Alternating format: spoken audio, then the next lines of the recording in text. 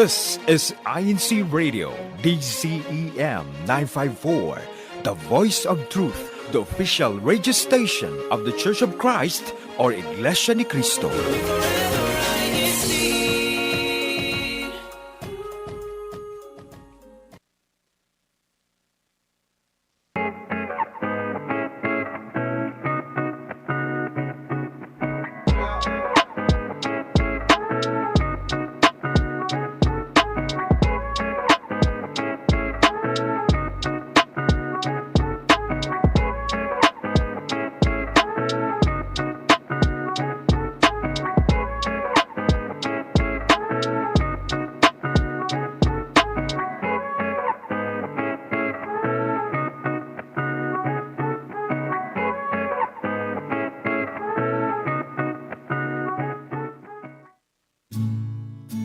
Good morning, good evening, and good afternoon, everyone. Thank you again for tuning to another segment of INCRadio New York.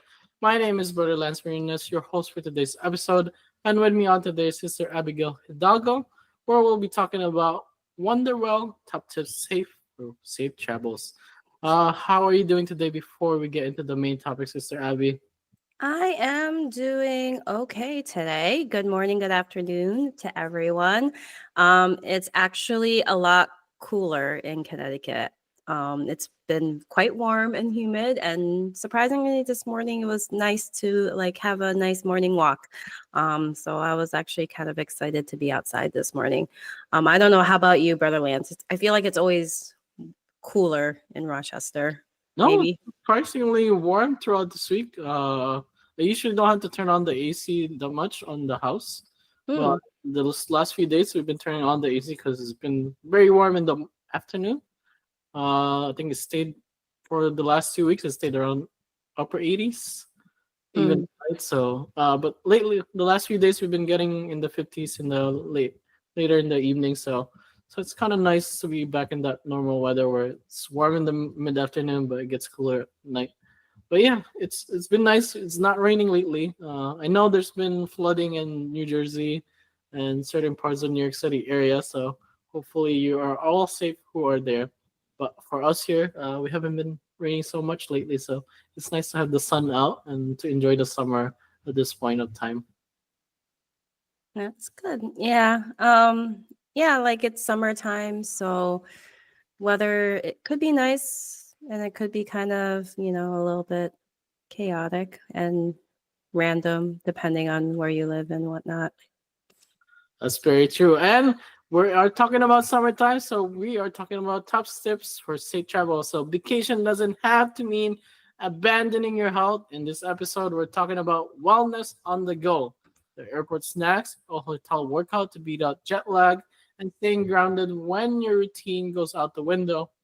Whether you're flying across the country or road tripping nearby, this one's for you, especially if you are doing road trips to multiple states. Let us know what's your best travel tips. So for our YouTube live comment and live chat, let us know what your best travel tips in staying healthy, especially doing long road trips or taking long flights.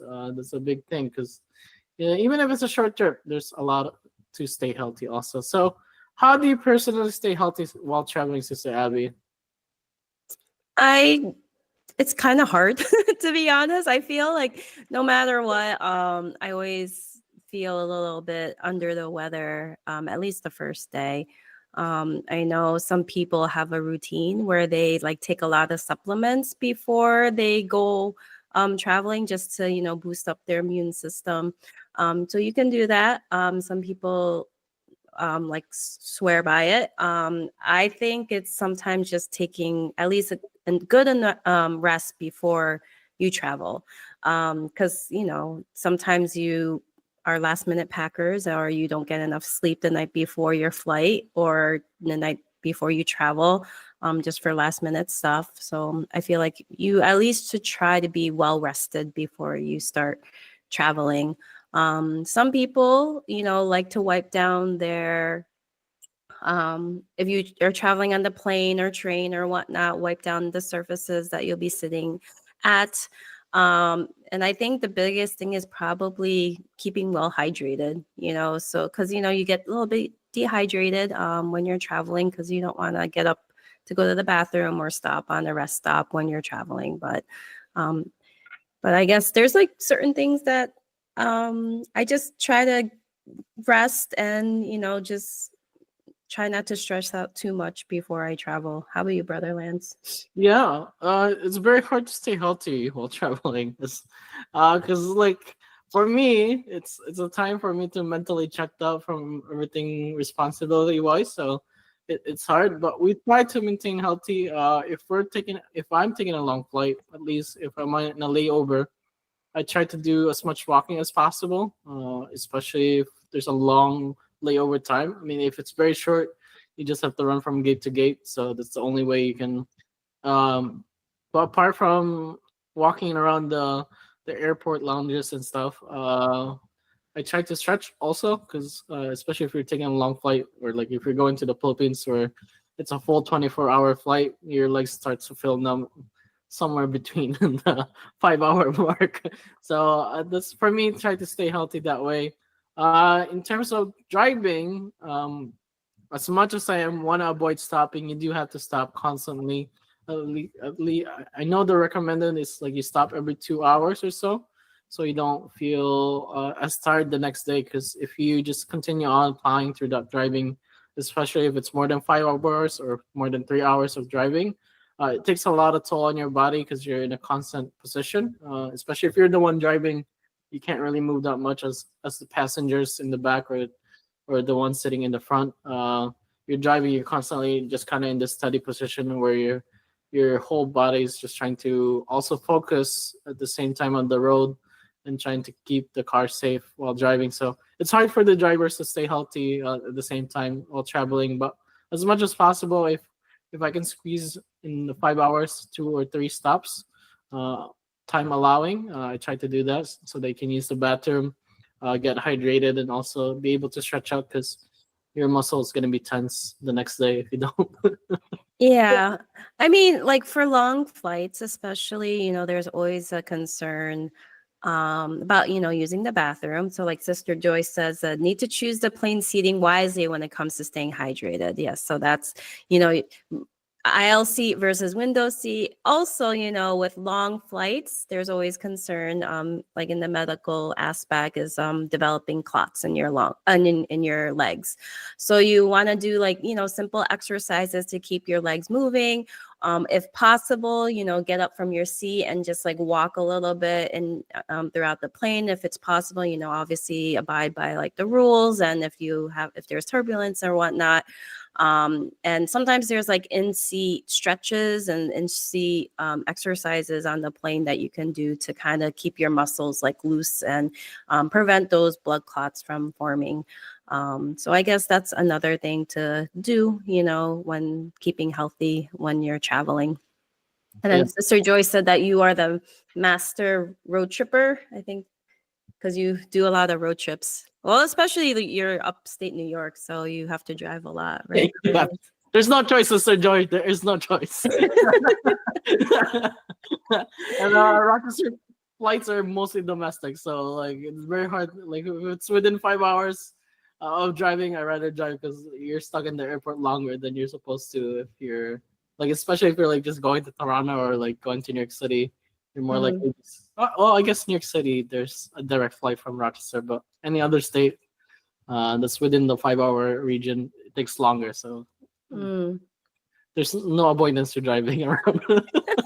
Yeah, I mean, especially New England too. Like it's if it's possible, we usually drive. Like even like say if you go to Maine, like it's easier to drive to Maine, and that's like a 5-6 hour drive.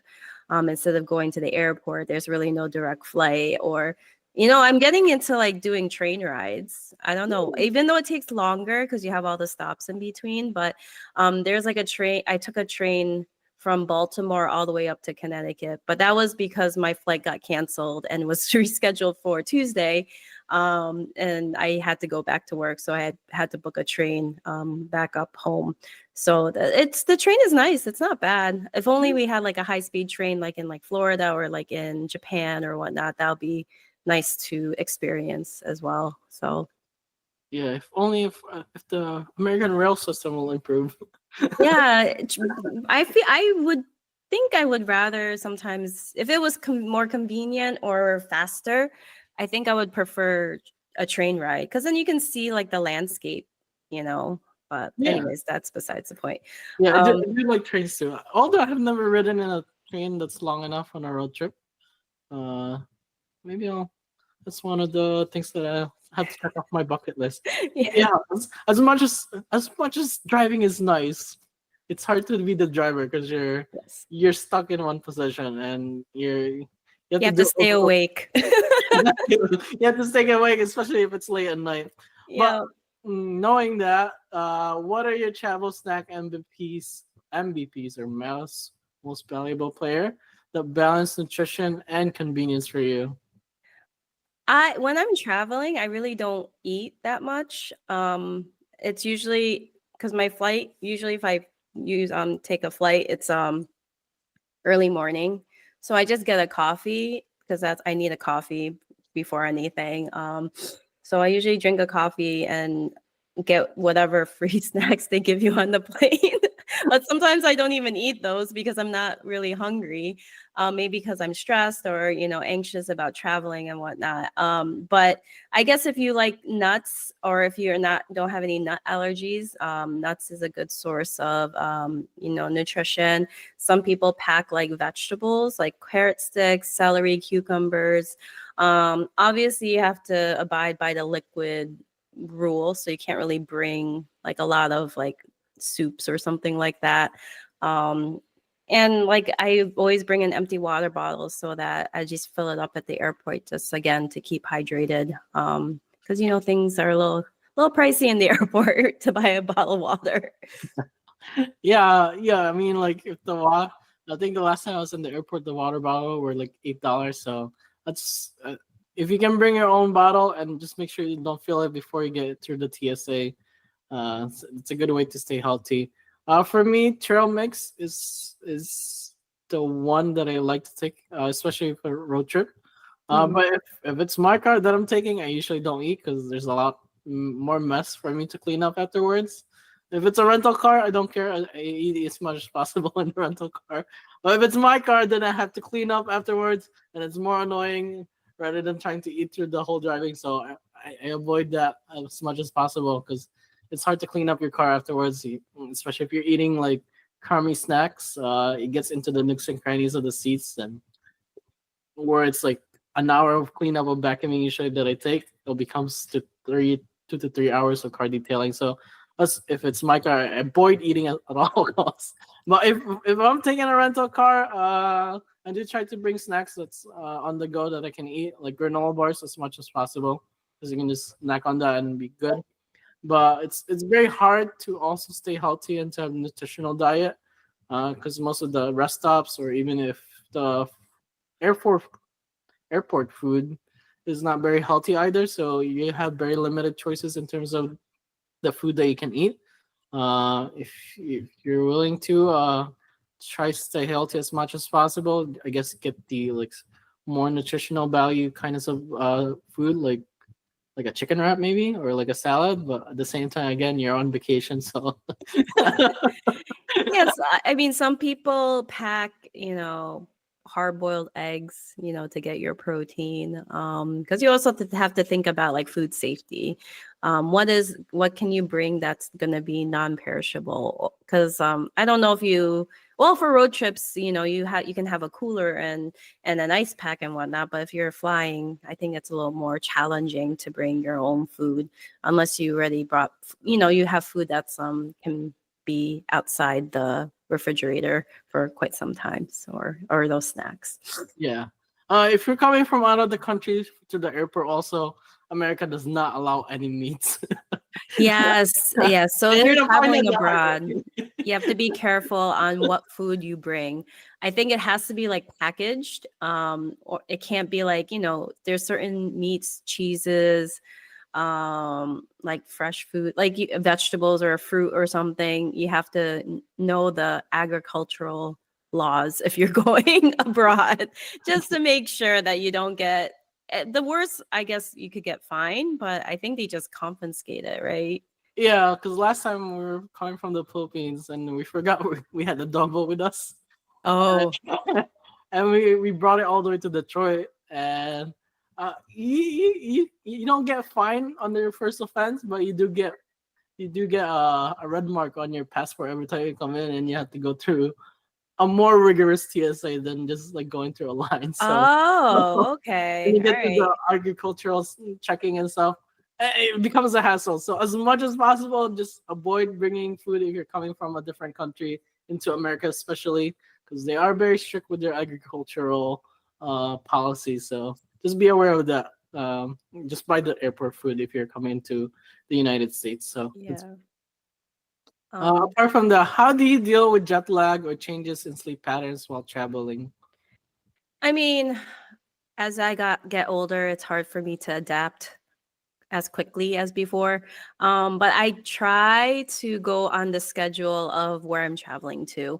So, like, say if it's, in the Philippines, Japan, or, the other side of the world, I try to either stay up or go to bed just to be on their schedule. And I don't know why, but I always fall asleep when I'm on the plane. So try as much to either sleep on the plane if it's nighttime in your destination, or try to stay awake if it's daytime to get on their schedule.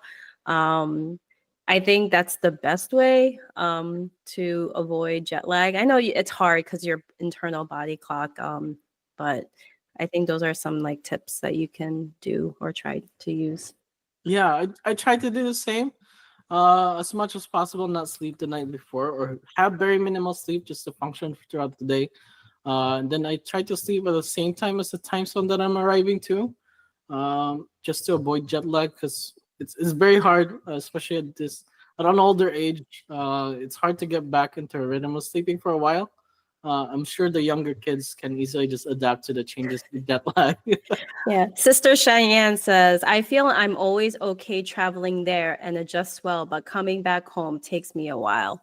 I think it's for me both. It takes me like maybe a day or so to like get adjusted. And but maybe yeah, coming back because like, you have to go back to work, you have to go back to your routine a lot quicker compared to when you're on vacation. So I feel like it feels more difficult compare when you're going away on vacation.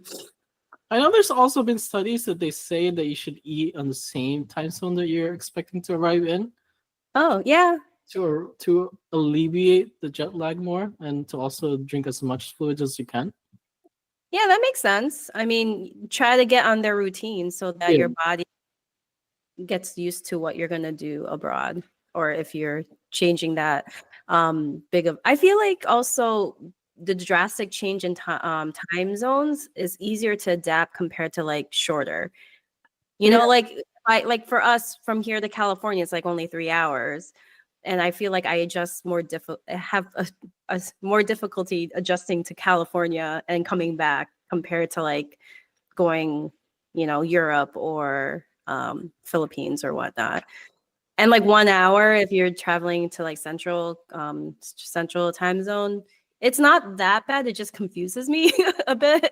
I Yeah. don't know. For me, like if we're going to Cali area, it's nice. Or like last time we were in the West Coast, it's nice for me because I wake up late. So when I get there, I'm a morning person, so I get to Yeah. do. But if you're already a morning person, then your whole scheduling will be in a train wreck. Yeah, like I knock out in California around like 9 p.m. their time because it's like midnight here. And Yeah. because, the nature of my work, I'm always up early anyways. So it's like, yeah, it's more difficult for me with shorter time zone changes compared to like larger ones. Yeah. So I guess what are the most overlooked travel wellness essential? I think we probably mentioned it. I think it's just the hydration part and you know getting enough sleep because you want to do and see everything so you're not getting like your full 7 8 hours or whatnot. So I think that could be it because you also want to do so much in the short amount of time that you're there. You don't want to spend your whole trip like sleeping. you Yeah. know Yeah, especially if you're road tripping. because I know for me, we like to avoid stopping as much because every stop as even if it's a 5 minute stop, it'll add like a good 30 minutes to your driving time. So I avoid stopping at all costs, but at the same time, that's when you start getting into losing habit of drinking as much as possible because you're also trying to avoid stopping, of needing to pee and use the bathroom at the same time. Yeah. And also, then you start overlooking about stretching because you're like, let's just get to You the just full five need to get hours. there. Yeah, yeah. Especially if we're in a crunch time, like trying to get to a district activity where we have very limited amount of time of traveling time. We drive that 5 hours as fast as we can. Uh, Hmm. very as I think at most we do one stop just to fulfill our gas needs. But apart from that, it's very hard to stop because you're trying to catch up with time. So I think that's very overlooked, especially if you're doing road trips, because it's easy. You think you have the control to stop at the same time, so it's easy to very overlook on stopping. And I guess in our last question, do you think people should relax all the rules while on vacation or stay partially structured? I think it depends on who you are. For me, my life is pretty structured. My normal day to day is pretty structured. So when I'm on vacation, I let everything like kind of relax. Like I have no time, time frame. I have no like plans or anything. I have general ideas on what I want to do, but like I'm kind of go with the flow when I'm on vacation because I'm just so structured in my personal life that I just need to relax and turn my brain off. But I mean, some people need like a schedule and very type A and very structured. So it kind of depends on who you are as an individual. I mean, once you travel or know what you do on vacation, you can kind of figure out what you need when you're on vacation, you know? Like I just need to relax on my vacation. So Yeah, I'm I know people who likes to have a schedule and this has to be done at this hour, this has to be done the next hour or so. For me, again, I'm not a very structured person on a day-to-day basis. I kind of just go with the flow. So especially I'm on vacation, all rules is just broken at that point. Uh, but we, of course, we do incorporate in terms of knowing the local congregation time to attend the worship service. But outside of the worship service time, if it's a vacation hour, I just relax and just do whatever happens on that day. Um, and again, just try to stay structured with the eating time. I guess that's the only thing that I'm pretty structured with because I don't want to be hungry. And I mean, if we're on vacation, we're constantly eating, so that's also goes out. The healthiness of trying to maintain a weight also stays out of the door. But yeah, for me, it's more of a spontaneous trips usually if we're going on a vacation somewhere, especially if it's out of state. We usually just have bullet points of like what to visit throughout the like whole highlight. vacation. Yeah, like we're Like gonna go. must you have your must see, must do, and then you have Yeah, like, well, these are like interchangeable. Like I can do it, I don't have to do it. Yep. yeah, that's or like you just know like when they're gonna close and when they're gonna open, and just work with that kind of schedule. Yeah. But in terms of like having a strict guideline, strict schedule, waking up hours. I mean, I do try to wake up early because, especially if it's a local town or like where things closes early in the hours, we try to stay awake as much as possible, as early as possible.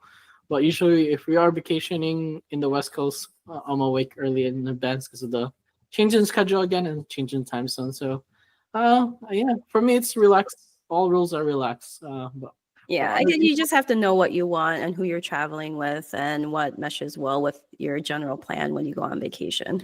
yeah, Also, like if you're traveling abroad, you have to kind of also know the not travel restrictions, but like there's certain countries that require certain like vaccinations or medications or whatever that you have to bring or have to do before you travel there, especially like Africa. Because like when I went on a safari, there was I had to see a travel medicine provider and get all my vaccinations before I travel abroad. So if you're gonna do like those like kind of very not touristy stuff, just look into also the visas, how to enter a country, and like what health requirements they need. Like I know during back in like 2020 or 2021 in traveling, you have to have like vaccination records or something like that. So, you just plan accordingly, do your research, and go from there. And all the travel documents that you need. Yes, and copies, and share your itinerary with people. And I put things on the cloud if you have the cloud, online, so that if things get lost, at least you have some digital copy of certain documentation that you need. Or things get stolen. Sometimes it happens. Yes, and things get stolen. You don't want to be, and know where the embassy is if you need to get in touch. I never had problems, but like you always plan for worst case scenario, and and have like plans just in case things happen. Yeah, have backups to your backups. Correct. If not possible. If you need backup underwears, do so.